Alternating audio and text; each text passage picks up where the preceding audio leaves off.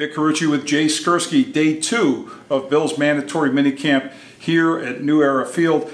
Jay, as far as the Bills' backup running back situation is concerned, the name is Jonathan Williams, last year's 5th-round pick from Arkansas. That's who they're leaning on. I think the fact that this new regime didn't go out and try to really find someone else to replace Mike Gillislee, the decision has mostly been made that it is Williams' job to lose, but is he doing enough to keep it? And I guess in these workouts, he's got to do a little more than pretty much everyone else to prove that. Yeah, I think that there is a fair amount of pressure on him. And let's face it, Mike Gillislee was massively productive for a number 2 running back last year. One of the best in the NFL, if not the best. Led the league in yards per carry, 8 touchdowns. Really gave this team just a tremendous amount of production. So that was a big loss for them. And the fact that they decided not to match the contract offer from New England said that they believe Jonathan Williams is ready to take over that role. Now, there's a lot that he has to prove. I mean, he had 27 touches last year with 2 lost fumbles. Right. That can't continue. He's got to take better care of the ball.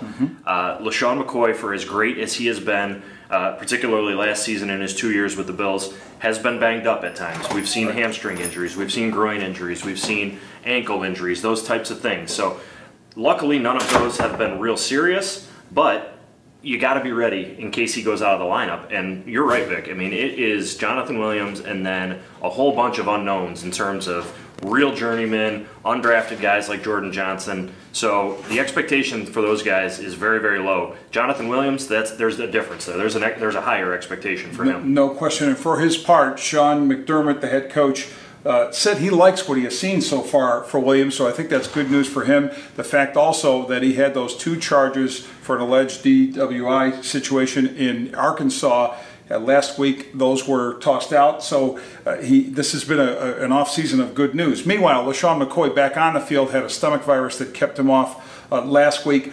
The quarterback picture, and as far as the way these quarterbacks have been working, nothing very impressive in pretty much pitch and catch drills, which is what these off-season workouts are all about. In particular, and someone you're writing about on BuffaloNews.com, Cardale Jones finds himself clearly in that number 4 spot. Yeah, and he's in a competition, I think, to make the roster. And never mind whether it's against Nathan Peterman, the rookie that they drafted, or against TJ Yates.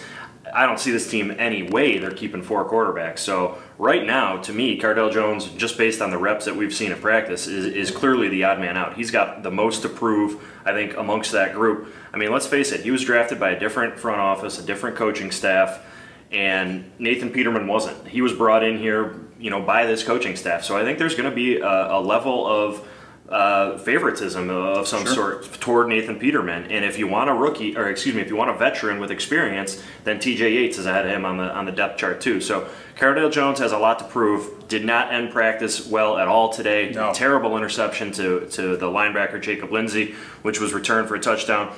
The reps went Taylor, Yates, Peterman, Taylor again, and then Cardale Jones, and on the first play throws an interception. That is just not, I know it's June, that's not the way you want to end a practice, though. And I think it just speaks to the amount of work that he's got ahead of him in training camp to make this team. Even for someone else. Someone else is going to be looking at that practice tape by another team. So they want to see all they can and see if he gets an opportunity, which I think for him is going to have to be elsewhere based on what we've seen so far. Okay, check out all our coverage. There's plenty of written and video and podcast, all of it. And come back for much more. For Jay Skursky, I'm Vic Carucci. Come back for much more. BuffaloNews.com.